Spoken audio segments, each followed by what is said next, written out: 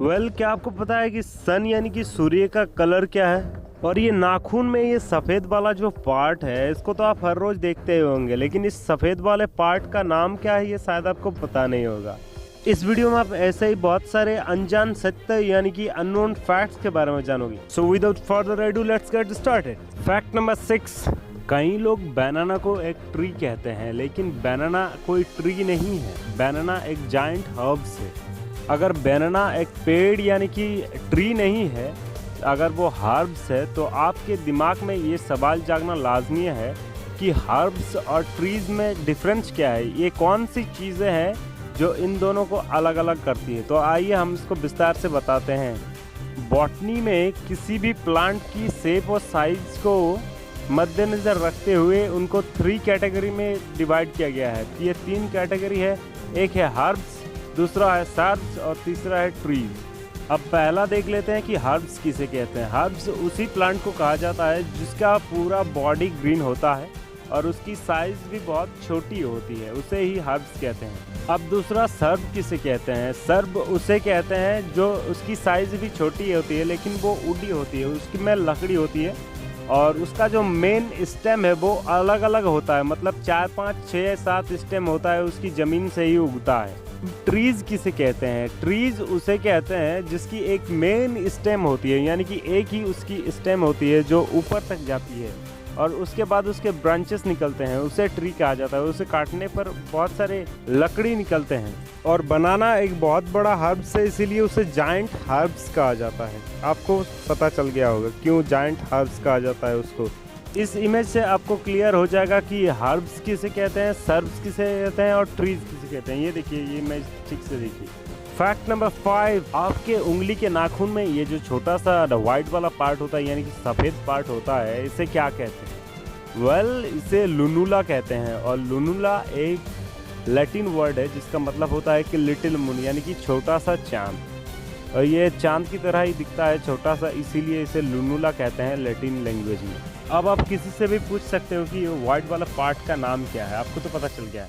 Fact number 4, psychology यानी कि मनोविज्ञान के हिसाब से एक मनुष्य अपनी पूरी ज़िंदगी में जितना भी बातचीत करता है यानी कि कन्वर्सेशन करता है, उनमें से 80% ऑफ द कन्वर्सेशन यानी कि 80% बातचीत उनकी गॉसिप ही होती है, यानी कि वो लोग गॉसिप करते हैं।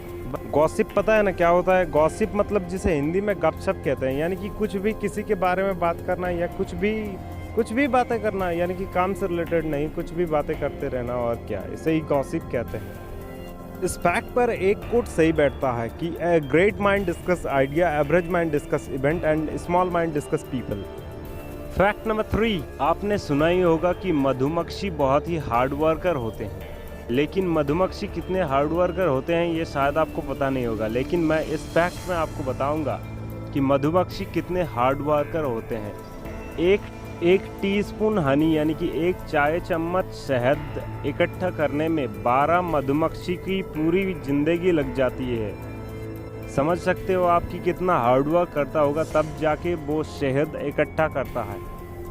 Fact number 2, according to the psychology यानी कि मनोविज्ञान के हिसाब से अगर कोई आदमी आपसे 100% आई कांटेक्ट कर रहा है, यानी कि जब बातचीत कन्वर्सेशन हो रही है आपकी और उसकी, अगर वो आपसे 100% आई कांटेक्ट कर रहा है, इसका मतलब वो आपको धमकाने की कोशिश कर रहा है, थ्रेटन करने की कोशिश कर रहा है। अगर कोई आदमी आपसे कन्वर्सेशन के दौरान 80% of the time eye contact रखता है, आई कांटेक्ट मतलब पता है ना क्या होता है कि आंखों से आंख मिलाना, अगर 80% ऑफ द कन्वर्सेशन वो आपसे साथ आई कांटेक्ट करता है, तो इसका मतलब वो आपसे अट्रैक्टेड है, यानी कि आपसे आकर्षित है, यानी कि उसको आप जो बता रहे हैं या आप जो उससे बात कर रहे हैं वो उसको मज़ा आ रहा है या सुनने में वो इंटरेस्टेड है। अगर कोई आदमी आपके साथ कन्वर्सेशन के दौरान 60% of the time eye contact रखता है, यानी कि आंखों से आंख मिला के बात करता है 60% ऑफ द टाइम या उससे कम, तो इसका इंडिकेशन होता है साइकोलॉजी में कि वो आपके बातों से बोरिंग हो चुका है या उसे सुनने में इंटरेस्टेड नहीं है। आप जो बता रहे हैं वो उसे अच्छा नहीं लग रहा है, इसीलिए वो आई कांटेक्ट नहीं करता है। ये साइकोलॉजी की एक इंडिकेशन है।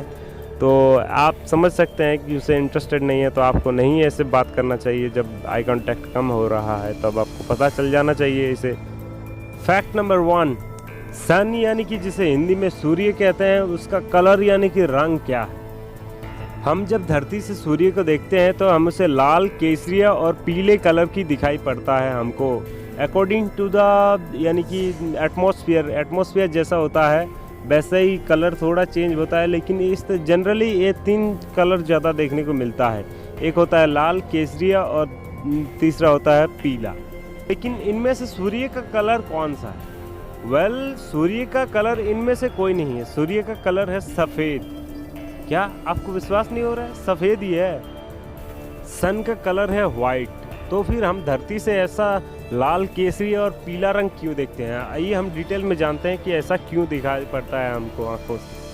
अगर हम अंतरिक्ष से सूर्य को देखें तो सूर्य का कलर है वाइट, लेकिन हम जब पृथ्वी पर खड़े रहकर सूर्य को देखते हैं तब जो लाइट आता है सन से वो हमारे वातावरण में स्कैटरिंग यानी कि प्रकीर्णन के चलते हमारी आंखों को वैसा दिखता है कि सूर्य पीला रंग का है, लेकिन ऐसा नहीं होता है। सूर्य का सफ़ेद ही है, पीला हमें दिखता है यहाँ से पृथ्वी के अंदर से।